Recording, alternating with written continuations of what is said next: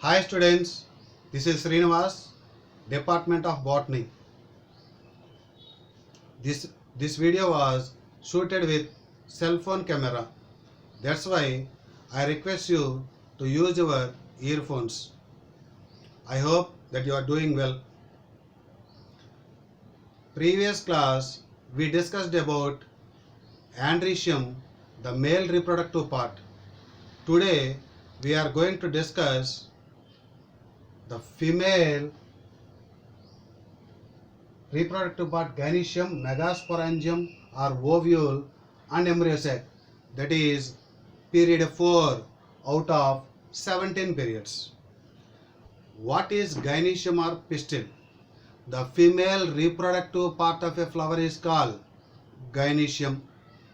Gynoecium also called pistil. The individual members, the individual units in gynoecium or pistil are called carpels. These carpels may be one or many.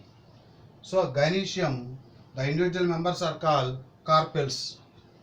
If carpels number is 1, this condition is called monocarpellary. If carpels number is many, this condition is called multicarpellary. Carpels may be 1 or many. One carpel condition is called monocarpellary. Many carpels condition is called multicarpellary. Examples for monocarpellary means Fabaceae family and a fruit called drupe fruit. Example, mango. Multicarpellary. Multi means many. Carpellary means carpels. Many carpels condition is called multicarpellary. Those carpels are free or they may be fused. If carpels are many and free, this condition is so called apocarpus. If carpels are many and fused, this condition is so called syncarpus. The examples of apocarpus means you have to remember lotus, rose, annona, michelia. I want to tell a code for this one. That is examples of apocarpus gynoecium. Code LRAM. LRAM. That means lotus, rose, annona, michelia. These are the examples of apocarpus gynoecium.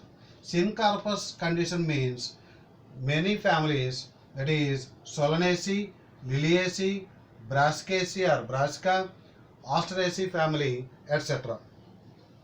So this is the based on the number of carpels, one carpel or many carpels. Many carpels, they may be free or fused.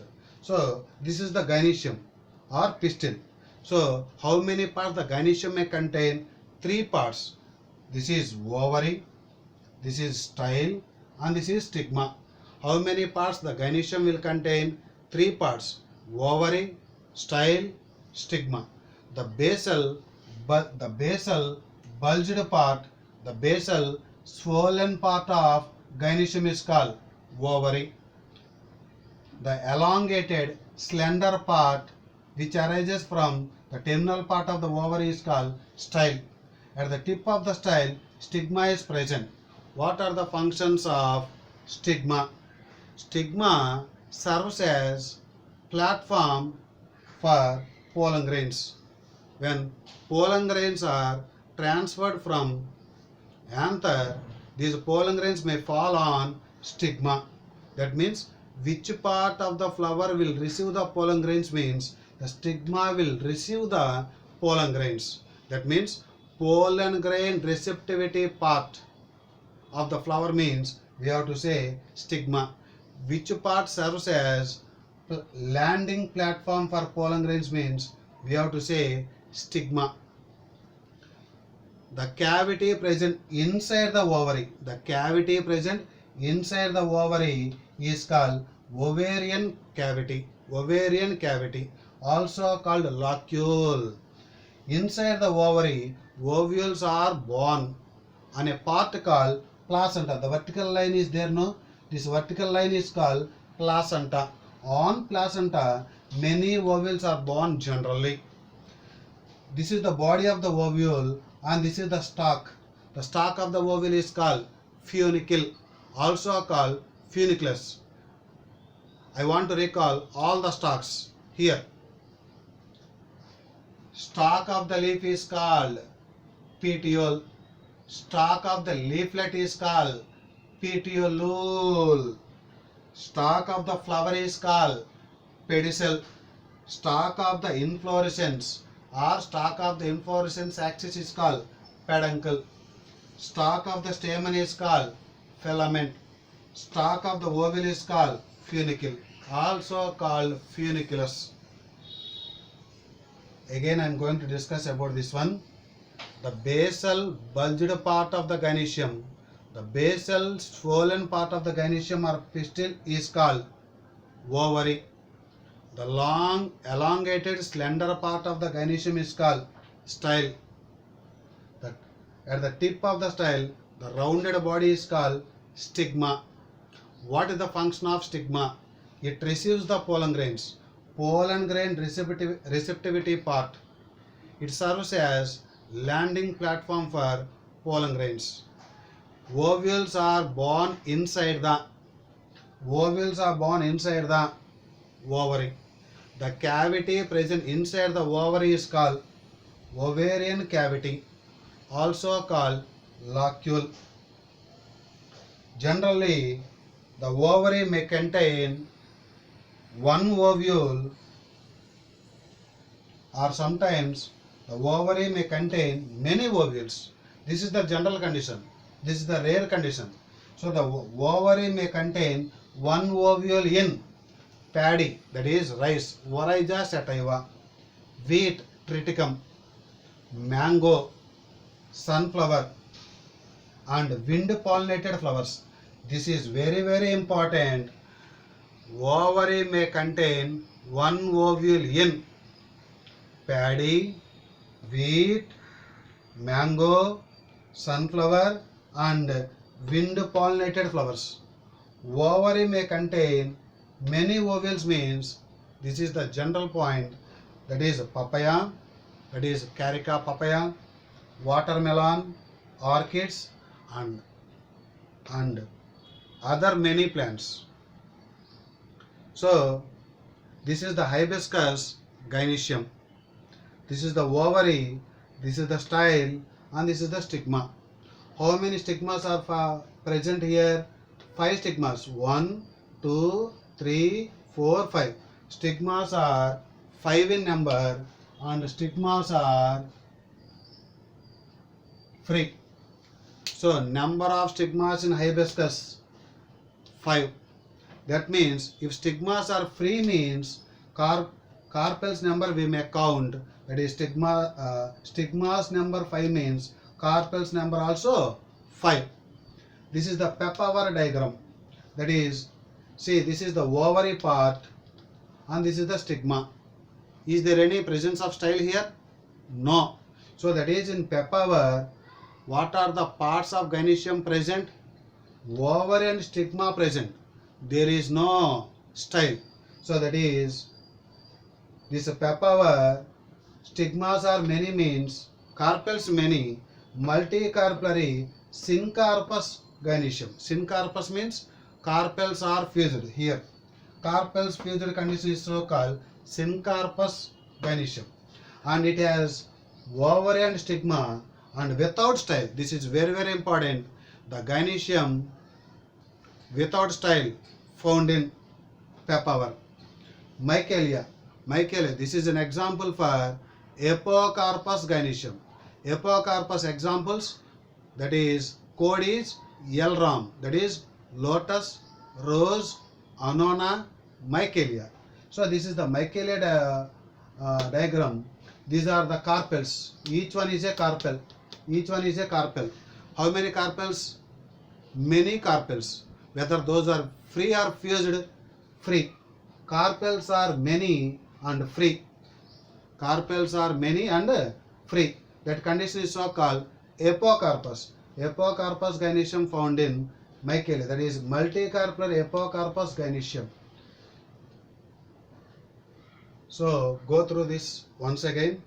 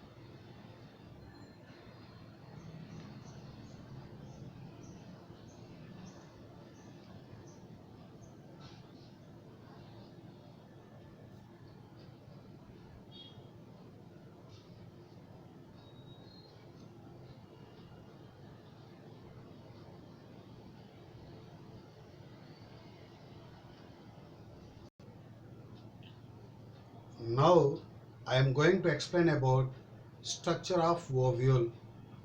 Other name of ovule is megasporangium. Now that is the megasporangium, also called ovule, or ovule is also called megasporangium.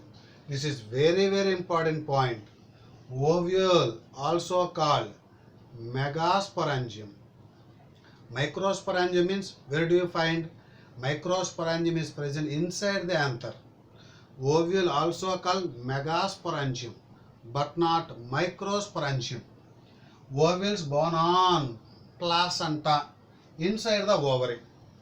Ovules born on placenta inside the ovary. The arrangement of ovules on placenta is called placentation. So this is the stalk of the ovule and this is the body of the ovule. Body of the ovule. This is the stalk of the ovule is called, what is funicle or funiculus? Stalk of ovule is called funicle, also called funiculus. The body of the ovule and the funiculus, in between those two parts, a region is present. This is so called hilum. What is hilum? The body of the ovule fuses with funicle is called hilum, or the junction between ovule and the funicle is called the junction between ovule and the funicle is called hilum. So hilum means the body of ovule fuses with funicle, or the junction between ovule and funicle is called hilum. Hilum is very important point. This is the structure of the ovule. Ovule, whether the ovule is haploid or diploid, diploid. Andrecium, diploid. Gynoecium, diploid. Gynoecium contains how many parts? 3 parts. Ovary, style, stigma. All these 3 parts are diploid in nature. Inside the ovary, ovules are present. Those ovules are also diploid. This is the structure of ovule. This is the stalk of the ovule. Stalk of the ovule is called funicle or funiculus, which is diploid in nature. So inside the ovule, a part is present. This part is called nucellus, which is diploid in nature. The ploidy of nucellus is diploid. Very important point it is. The ploidy of nucellus is diploid. This is the nucellus part. The nucellus part is covered by 1 or 2 integuments, leaving an apical opening. That means the nucellus is covered by integuments except at the tip. So the nucellus is covered by 1 or 2 integuments, leaving an apical opening. That means at the tip of the ovule there is no integument. This part is called micropyle. It is an aperture. This is a hole. That's why it has no ploidy. Integument ploidy. Ovule part means 2n. Nucellus ploidy 2n. This is very important. Try to understand. Try to remember this one. Ploidy of nucellus is diploid. Funiculus is diploid. Ploidy of micropyle. Why it has no ploidy? Because it is an aperture. This is a hole. That's why it has no ploidy or zero ploidy. Inside the nucellus, embryo sac formation occurs. Embryo sac is also called female gametophyte. In the next class, we will discuss about how this female gametophyte is formed. Formation of female gametophyte inside the ovule. So, the ploidy of female gametophyte or embryo sac is haploid in nature. So, the micropyle. What is micropyle means? This is the female gametophyte, also called embryo sac. How many cells do you find here? 3 cells. The 3 cells which are present at the micropyle or end, these 3 cells are called egg apparatus. So that means micropyle is always present. Micropyle is always present towards egg apparatus. So try to remember. I am going to tell a small quote to you. That is Madhu.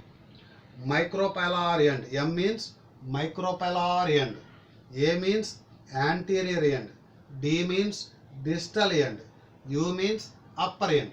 Micropylar. Micropylar end. The opposite to micropylar end is called chalajal end. Chalaja. Or some persons may call Kalaja. So micropylar end, chalajal end. Micropylar end, chalajal end. So what is chalajal end? Opposite to micropylar end is called chalajal end or chalaja. So micropylar end, chalajal end, anterior end, posterior end, distal end, proximal end, upper end, lower end. So one thing I have to remember, proximal end of ovule is, proximal means basal. So the basal part of ovule, basal means this one. Try to remember this one, very very important point. The basal part of ovule is chalaja. Stalk of ovule is funicle or funiculus. So this is code for micropylar end. What is that code? Madhu. Micropylar end, anterior end, distal end, upper end. Distal end means also called terminal end. So next, based on the number of integuments, there are three types of ovules. What are they? Ategmic ovules, that means without integument. Next one, unitegmic ovules or monotegmic ovules. Third one is bitegmic ovules, that means types of ovules based on integuments.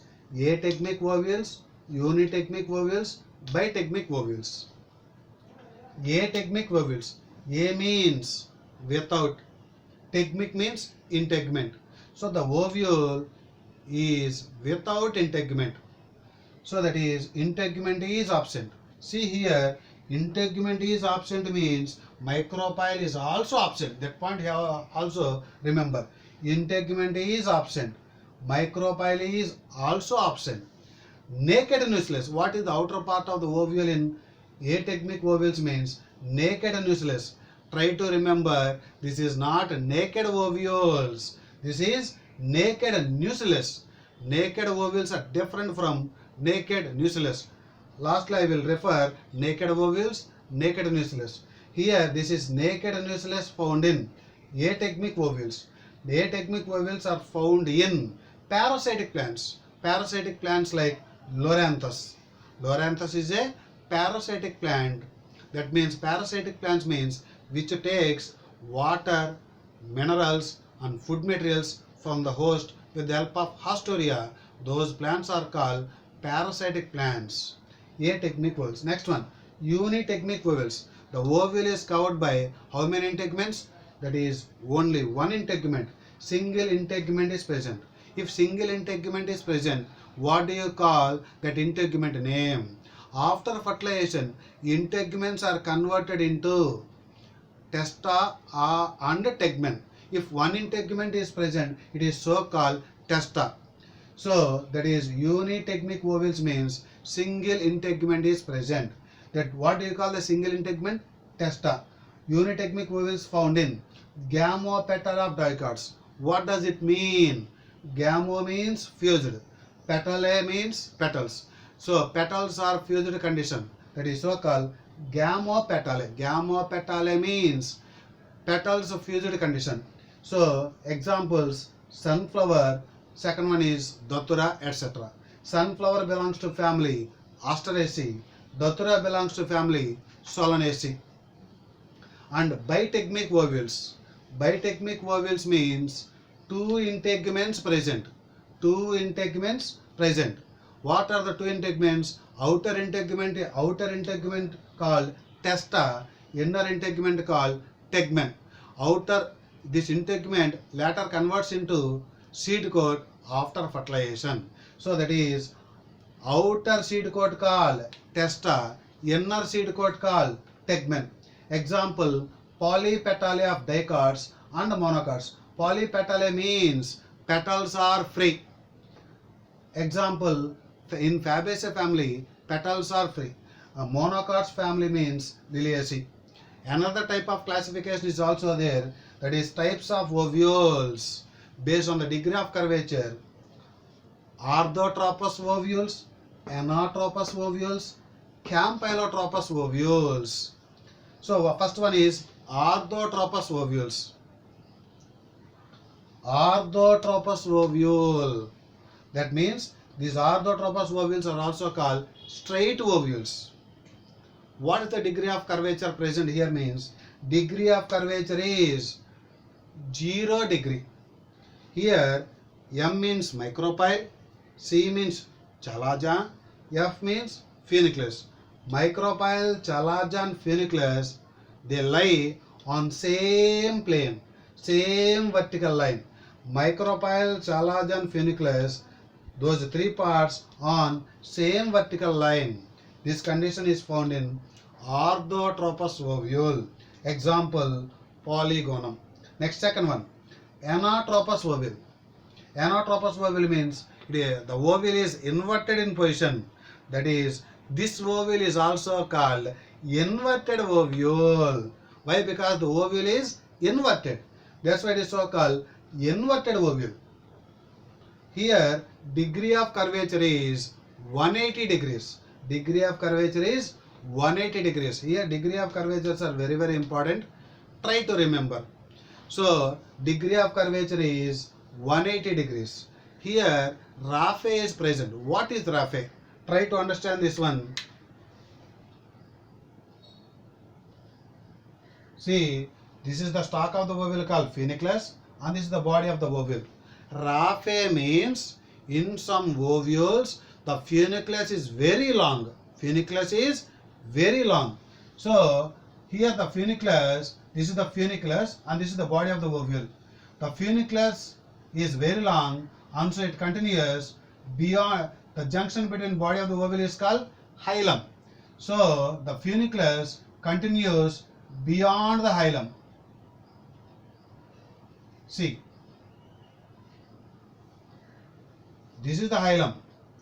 This funiculus crossed beyond the hilum and enters into the body of the ovule and form a sort of ridge, a narrow part, a sort of ridge called raphe. What is raphe means? Funiculus. It is the part of funiculus. It is very, very long. The funiculus continues beyond the hilum along the body of ovule, forming a sort of ridge, a narrow part, and it crosses beyond the hilum. And this part is called raphe.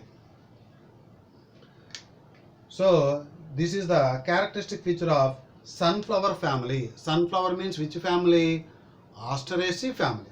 Another third type, campylotropous ovule. Campylotropous means degree of curvature is 90 to 160. That means 90, 100, 120, 140 up to 160. Like that we have to take. So that is degree of curvature in campylotropous ovule is 160.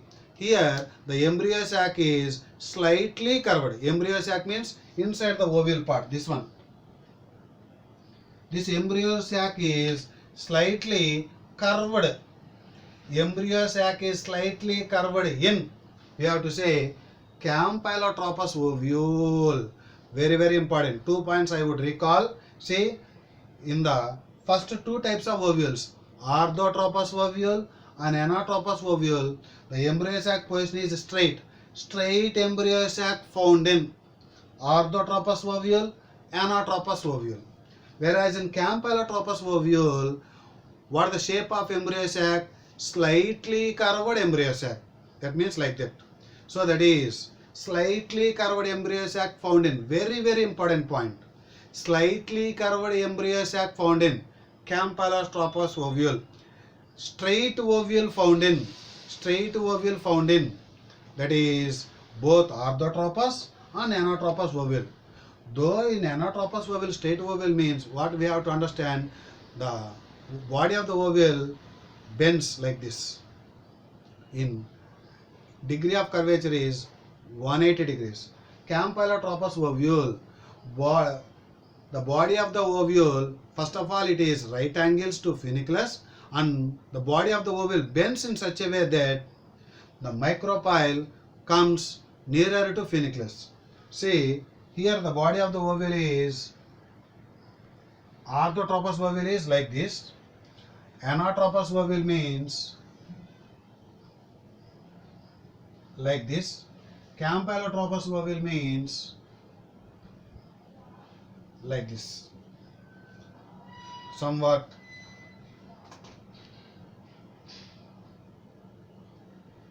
So the body of the ovule bends in such a way that the micropyle means here the micropyle is present. So the body of the ovule initially at right angles, and later the body of the ovule bends in such a way that the micropyle comes closer to funiculus. This is the characteristic feature of campylotropous ovule, and this is a characteristic feature of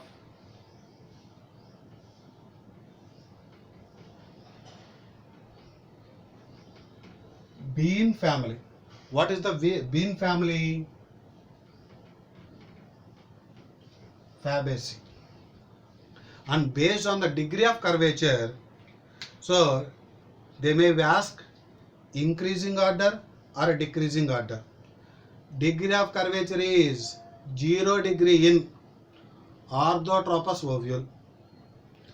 Anatropous ovule degree of curvature is 180 degrees. Degree of curvature in campylotropous ovule is 90 to 160.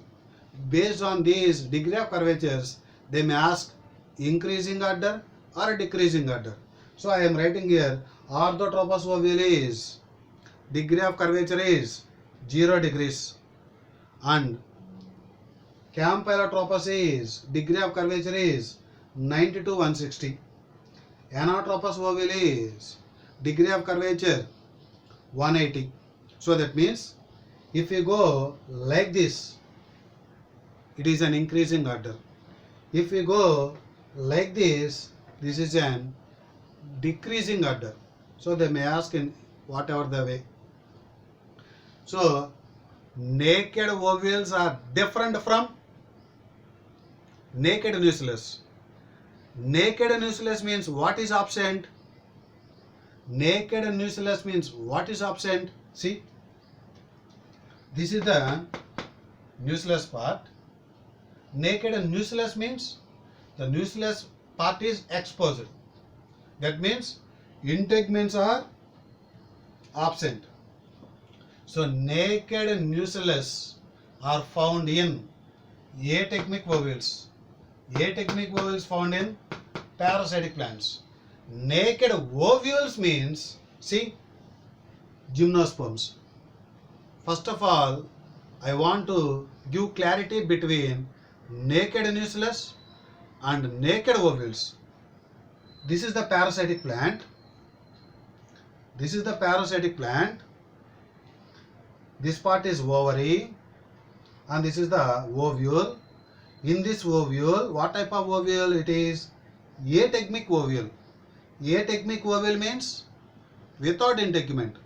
Without integument means naked nucellus is present. Naked nucellus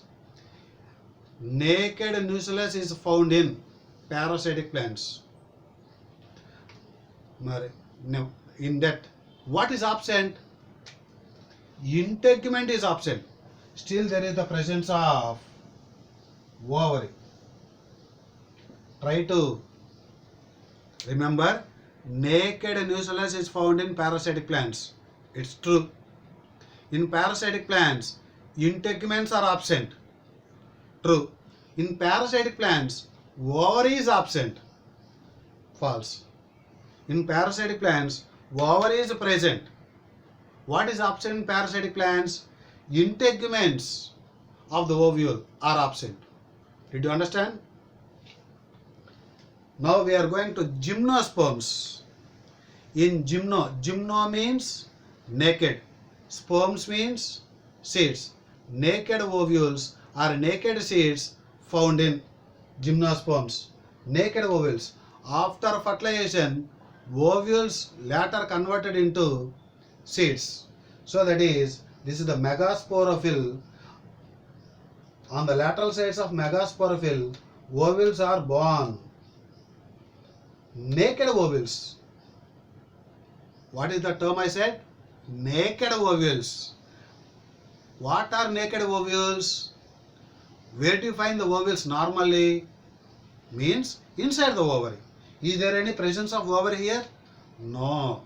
So ovary is absent in gymnosperms. So in gymnosperms, naked ovules or naked seeds present. What is the reason?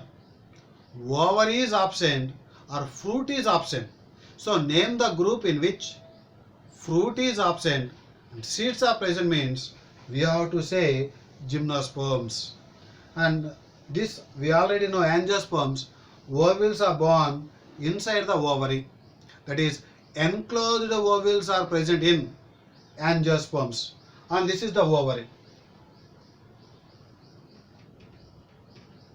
After fertilization, ovary will develop into fruit. So, name the plant in which both fruits and seeds are present. Angiosperms. Name the group in which seeds are present and fruits are absent. Gymnosperms. Naked nucellus found in parasitic plants like Loranthus. Naked ovules found in gymnosperms. Enclosed ovules found in angiosperms. Of course, these types of ovules based on integuments, these are three types. Types of ovules: orthotropous, anatropous ovules, campylotropous ovules. These are three types. These are three types, and these three types are not included in NCERT textbook. Of course, try to know all these. So go through once again.